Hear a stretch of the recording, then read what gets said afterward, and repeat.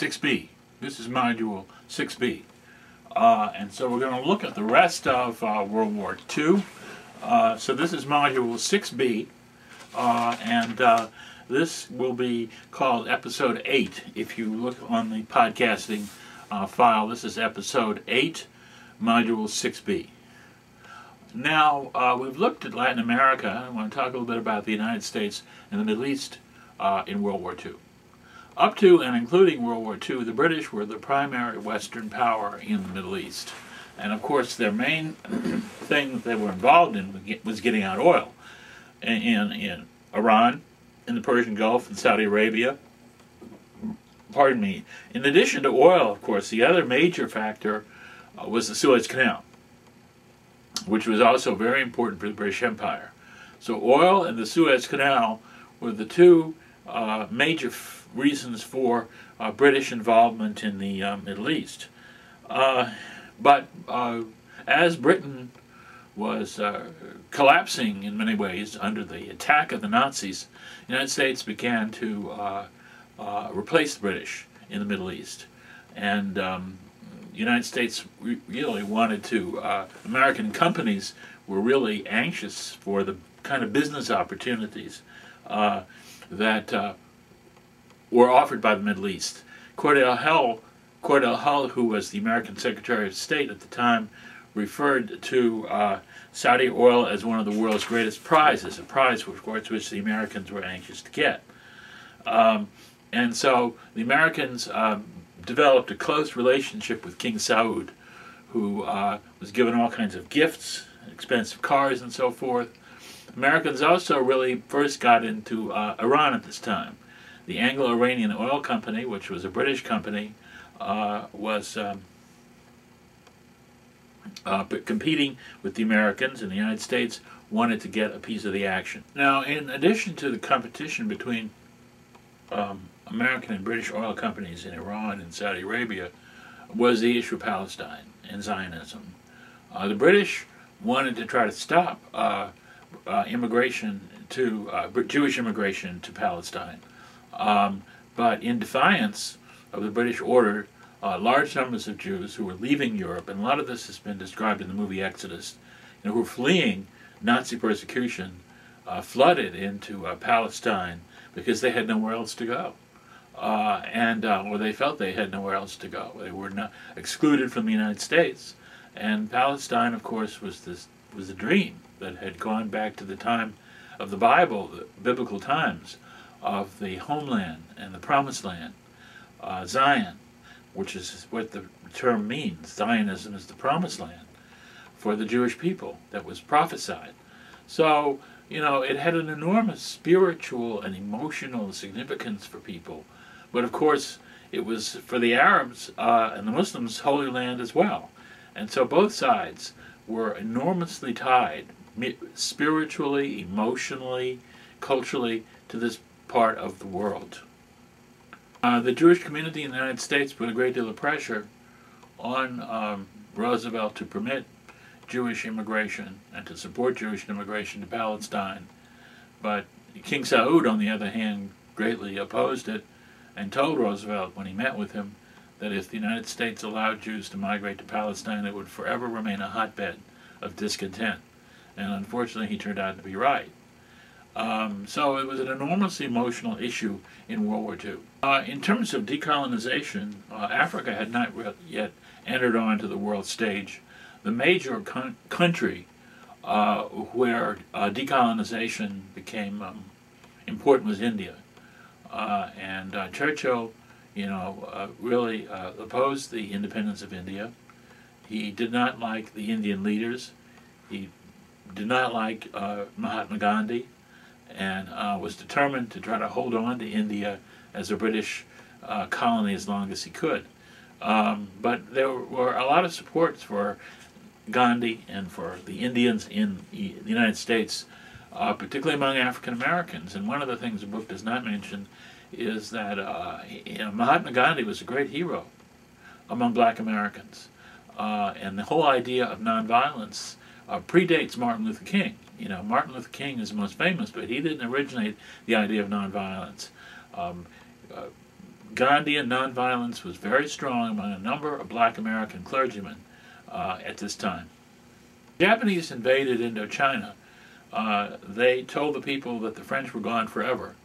And when they left Indochina, with the fall of the Japanese Empire, the Japanese told the Indochina people, the Vietnamese people especially, that they were now an independent nation.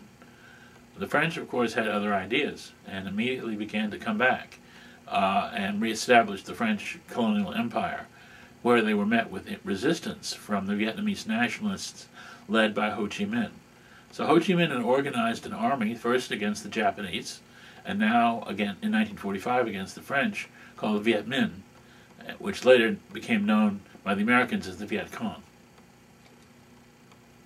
The civil war between the nationalists and the communists continued, and there was a lot of debate within the State Department as to whether to support Chiang or support the nationalists, or support the Chiang, Kai-shek and the nationalists on the one hand, or Mao Zedong and the communists on the other hand.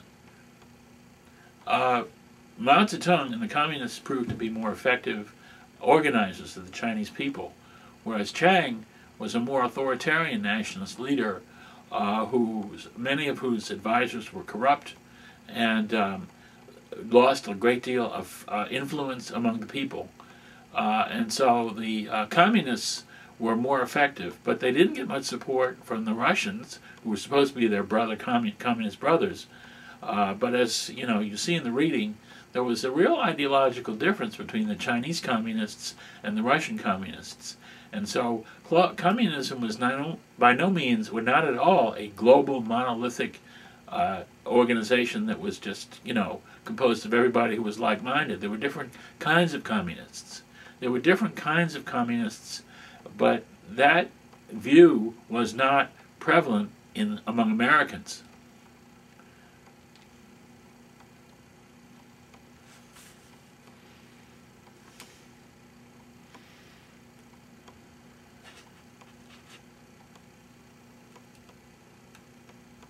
There were some people in the State Department who advocated American support of Mao and the Chinese communists. Ultimately, it was the anti-communists who won out.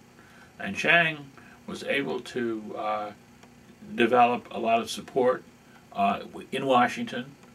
His wife, Madame Chiang Kai-shek, was a very lovely woman who was very articulate. She was a Wellesley graduate. And so it was at this time that Chiang really developed what was known as the China Lobby, which was a group of people throughout the United States who advocated for Chiang Kai-shek and the nationalists. But a brief word about three of the wartime conferences. I've skipped over Tehran, Casablanca, and Tehran, so look at that.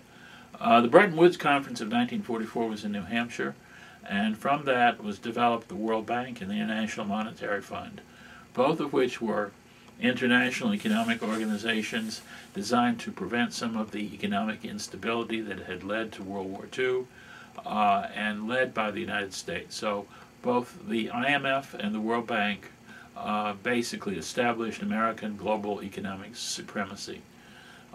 The Yalta Conference was in the Crimea, and it's described in your book and in your documentary videos. And was by far the most significant of all the wartime conferences.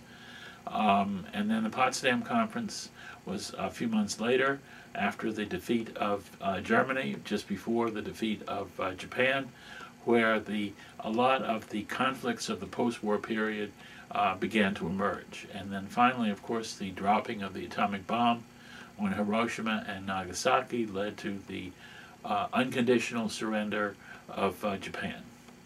But remember that Roosevelt and many of the people around him were hoping that the great powers would use the United Nations as a kind of world policeman, especially the Security Council.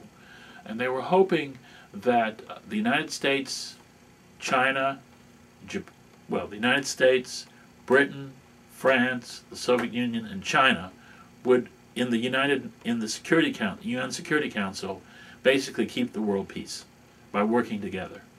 And so that, of course, didn't happen for a variety of reasons. China was divided. Russia became an enemy of the West. So the Cold War prevented the United Nations from becoming the effective peacekeeping force of which Roosevelt had dreamed. However, there were new agencies that dealt with social services and welfare which were not perceived at the time.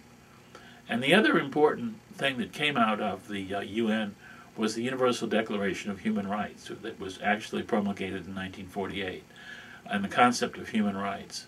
But the dropping of the atomic bomb let loose this horrific, destructive weapon, which has been controversial ever since. Many people felt the United States should never have done it. Many people felt that we should have done it, it was the right thing to do, and it's an ongoing controversy. But by 1945, the world had changed. There was destruction all over the world. And the only nation which really emerged virtually unscathed, relatively, comparatively unscathed, we lost 300,000 young men, but we were the really most powerful nation in the world by far, hands down. More than anybody, we were the most powerful nation, but we had a rival, and the rival was the Soviet Union.